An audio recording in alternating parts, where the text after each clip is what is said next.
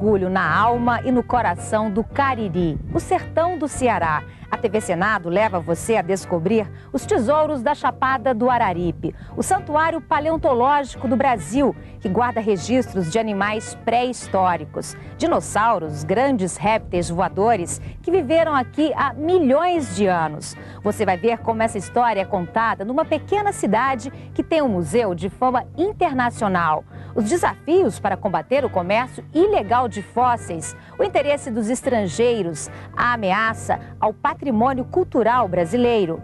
Quem são as pessoas que se arriscam para encontrar os peixes de pedra? Você vai conhecer também o que o homem cariri é capaz de enfrentar para vencer as dificuldades, os sonhos, os projetos que são a esperança de transformar este pedaço do Nordeste num roteiro obrigatório para pesquisadores e turistas do mundo todo que querem fazer uma viagem ao tempo dos dinossauros.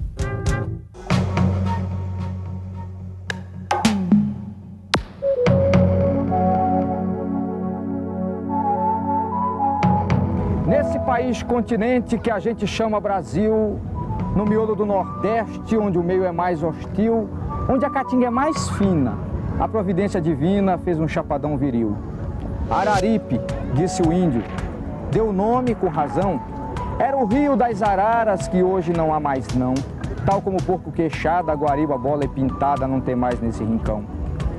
Chapadão do Araripe, beleza sem outra igual, mataria exuberante, clima ameno, especial, altitude avantajada, média de chuva dobrada em face ao sertão central. De leste a oeste, a Chapada do Araripe, descrita no cordel, tem 180 quilômetros. 9.000 quilômetros quadrados se espalham pela fronteira dos estados do Piauí, Pernambuco e Ceará. É um solo rico de onde se extrai o calcário usado na construção civil, em pisos, revestimentos e também para fazer móveis e objetos de decoração. 93% do gesso produzido no Brasil sai desta região. Aqui surgiu a primeira área de proteção ambiental do país. É a Floresta Nacional do Araripe, criada em 1946. Nas rochas estão gravados vestígios de vida bem enterrados. O que hoje é a Chapada do Araripe, coberta de verde, há 110 milhões de anos, era um lago de águas mansas, sem ondas e com uma grande diversidade de animais, de insetos a dinossauros. Tudo mudou quando os continentes americano e africano se separaram. Foi um choque que provocou o desequilíbrio e a morte dos animais. A água salgada do mar invadiu toda essa região, rica também em calcário. Os restos deles foram se depositando no fundo, mas protegidos por uma espécie de envelope calcário, o que garantiu a preservação de um valioso banco de dados sobre a evolução da vida na Terra. Estava formado um dos maiores e mais importantes depósitos de fósseis do Brasil e do mundo, do período Cretáceo. Foi a época em que os dinossauros desapareceram daqui.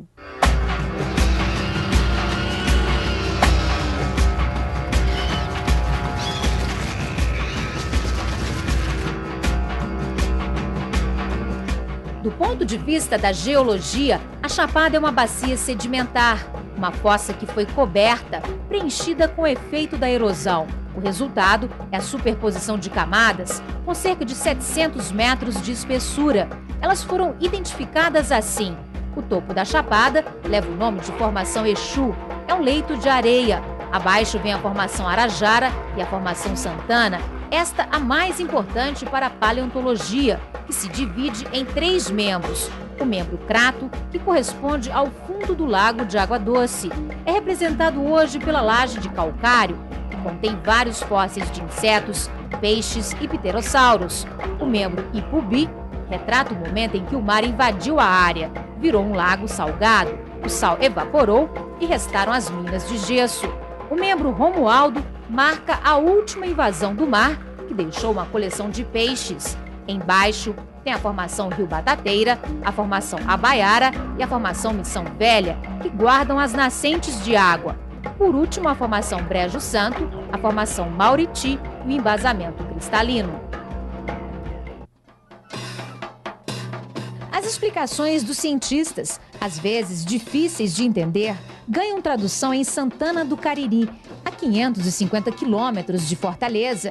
A cidadezinha de 16 mil moradores no sul do Ceará tem no Museu de Paleontologia uma novidade. Ele nasceu em 88 com dinheiro municipal. Foi doado à Universidade Regional do Cariri em 91. É uma obra que não para de crescer. O casarão da década de 20, antigo dormitório de viajantes, passou por uma ampliação em 97. O projeto leva a assinatura da filha de Lúcio Costa. E este foi o passaporte para Maria Elisa se encantar pelo Cariri. No dia da inauguração, uma senhora virou-se para mim, duas, disseram assim: a gente gostou porque vocês fizeram uma coisa daqui. É lindo, né? E por outro lado, a arquitetura do museu, ela não é folclórica, ela é chique. O museu é o fruto da paixão e da luta deste sociólogo, o professor Plácido Cidade Nuvens, vice-reitor da Universidade Regional do Cariri. Um estudioso que considera a natureza uma grande biblioteca. Do jeito que eu vi gente que não sabia ler e do jeito que eu via gente que não sabia decifrar os hieroglifos, aqui também nós precisamos aprender a ler o que está escrito nas pedras, que é a história da formação da Terra e da evolução da vida. Tudo isso está inscrito nas rochas da bacia sedimentar do Araripe. Até o chão do museu está cheio de fósseis. Nós temos o resto da astilbe, que é um peixinho de água doce. Aqui nós temos a parte terminal do dedo do pterossauro. No uso da pedra apareceu o fóssil. As formas, as cores, a disposição das peças. O conceito é de um museu-escola. Os hexágonos em vermelho representam o lago, onde estão os peixes. À margem do lago nós temos os vegetais, a floresta, a relva, os arbustos, onde os insetos e os batráquios têm o seu habitat. Esse vazio representa exatamente o salto de qualidade havido no processo da evolução. Esses são os peixes que fizeram a revolução, saíram da água, invadiram o continente, tornando-se tetrápodos. Peixes de pedra foram os primeiros fósseis encontrados na Chapada do Araripe e no Brasil em 1823. Um achado de Spix e Martius, chefes de uma missão científica que o rei da Baviera mandou para estudar as riquezas da América do Sul. Em 1908, vieram os ingleses. O botânico George Gardner procurava plantas medicinais para curar a pneumonia e coletou 7 peixes de pedra que foram classificados. Só depois de 1923, os pesquisadores brasileiros começaram a estudar os fósseis do Araripe. Em 91, um dos maiores achados, ossos de dinossauro, ainda com tecido mole. Ele foi batizado de Santana Raptor Placidus. É uma espécie de avô do Tiranossauro Rex, o terrível dinossauro americano, um predador. O dino foi para o Rio de Janeiro ser estudado. Exames feitos no Brasil e nos Estados Unidos ajudaram a revelar a cor original. É a mesma da réplica que ficou no Museu de Santana. A coloração é mais ou menos a mesma, a partir precisamente da cromatografia efetuada nos resquícios de tecidos moles que eram contidos nesse fóssil. Abundância, diversidade e uma excepcional qualidade na preservação da vida são características dos fósseis de Santana. O tronco está petrificado há 100 milhões de anos. Aqui existem 30 espécies diferentes de peixes de água salgada e de água doce. Algumas espécies bem raras. Desta, só existem 3 no mundo. Uma é daqui. Este seria um ancestral do tubarão. Já encontraram 16 pedras, mas o único macho está em Santana. Este tipo de arraia ainda está sendo estudado na França. Incrível a história deste outro fóssil, da família do peixe-espada, que virou comida e acabou matando o predador. E na hora que ele pega ele engolido, tenha perfurado os pulmões dele. As primeiras plantas com flores apareceram no período Cretáceo. É uma das marcas da Chapada do Araripe, que já viveu dias de Paraná. Uma prova são as coníferas, um tipo de pinheiro que formava uma grande floresta. E ocorria o clima mais ou menos semelhante ao do estado do Paraná, pela grande quantidade de coníferas. Entre os insetos, a libélula é o destaque, a mascote da coleção. A imagem é perfeita. O detalhe está na nervura da asa e no intestino cheio de lombriguinhas. Levada ao microscópio, ela apresenta até a ocupação do intestino pelos endoparasitas, o que nos leva a formular teorias sobre o ecossistema e a cadeia alimentar a partir dos insetos. O grilo leva a fama de maior bigodão do museu. Tem ainda fósseis de aranhas, répteis, lagartos, crocodilos, tartaruga gigante e de rãs. Uma coleção e tanto de crânios de dinossauros. São ossos de pterossauros, os grandes répteis voadores. Aqui é uma cabeça do Anhanguera, o senhor do céu, também chamado de diabo velho na língua tupi. Era um planador que dependia do vento para sobrevoar a chapada em busca de peixe, de comida. No caso, seria a cabeça de um pterossauro, cabia mais ou menos assim.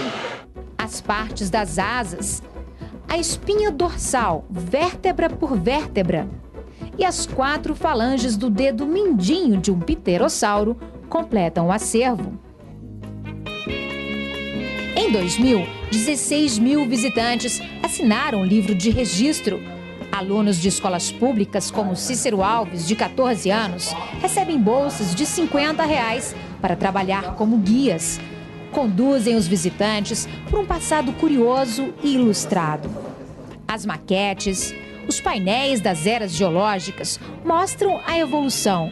Como chegamos ao Cretáceo, o período mais moderno da era Mesozoica, entre 150 milhões e 65 milhões de anos. É muita informação e cada nome mais estranho. Araripe Lepidotes teminurus seria o bacalhau daquela época. A gente não decora, com o passar do tempo aprende. Eles tiram de letra, mas os visitantes tropeçam. Cala, amor, não. Sinto muito, não. Minha língua não solta esse nome ainda. Dona Jocelina do Carmo, moradora do Cariri, acompanhou atenta as lições de paleontologia, que em bom português quer dizer. Paleo significa antigo, onto, seres, e logia, estudo. No caso, seres, estudo dos seres antigos. As perguntas revelam interesse e dúvidas. Eu vi o nome ali, quando eu não tinha dentes, né? Se era esse pterossauro, foi o que você falou? Seria as aves descendentes dos pterossauros, no caso as galinhas, porque as galinhas são muito velhas, são de milhões de anos atrás. Uma questão em especial se repete muito. Como nós fazemos esses peixes? No caso, não fazemos. É um processo meio complicado de compreender, mas que também não fica sem resposta. Existiam 2 continentes, chamados América do Sul e África, que se dividiram no Cretáceo e fez com que viesse um braço de mar e invadisse a chapada. Invadindo fez com que misturasse as águas. Quando se misturou, existiam os peixes de água doce e água salgada. Morrendo, fez com que boiasse. Boiando, entrava água entre suas bocas e fazia com que pesasse. Pesando, ele descia lá para o fundo do mar. Quando chegava lá, encontrava tipo uma lama. Ele soltava 3 tipos de substância, que foi o oxigênio, hidrogênio e nitrogênio, e outra substância chamada amônia, que fez com que a mistura, com o passar do tempo, o fossilizasse, porque ocorreu a petrificação. Quando esse mar foi secando, todos os peixes subiram para a superfície, no modo de concreção, no caso, pedra. E será que dá para acreditar nessa história toda? Dá para a gente perceber que houve realmente esse período, vários períodos, em que o processo é bem claro, que nós temos agora as provas de animais, vegetais, crustáceos, inclusive, e todas essas provas aqui nos identificam realmente com o passado, né? Não importa a origem dos visitantes, pode ser gente do Ceará ou de longe, a impressão é a mesma. Interessantíssimo, né? Um material rico. Eu acho que tem poucos lugares no Brasil que tem esse material aqui, né? Poucos cearenses poucos conhecem esse acervo aqui. Eu acho uma coisa muito importante, é coisa da terra, né, que é gerada debaixo do chão. A gente, pelo menos, nunca tinha visto, não. Para mim foi uma novidade. Quem no mundo se interesse por paleontologia, se o Cariri não conhece, está cometendo heresia. Nossos fósseis são famosos. Deles somos orgulhosos, pois eles podem provar que as terras do meu sertão, ainda antes de Adão, estavam no fundo do mar. Um acervo de 5.000 fósseis. 1.500 estão expostos aqui. Mas o resultado mais expressivo do trabalho do Museu de Paleontologia de Santana do Cariri é uma conquista surpreendente. Depois de 30 anos, uma peça que foi retirada da Chapada do Araripe e foi parar na Holanda volta para a origem. Agora vai enriquecer a coleção dos pterossauros. 25 de julho de 2001. Foi pura coincidência, mas testemunhamos quando o professor Plácido abriu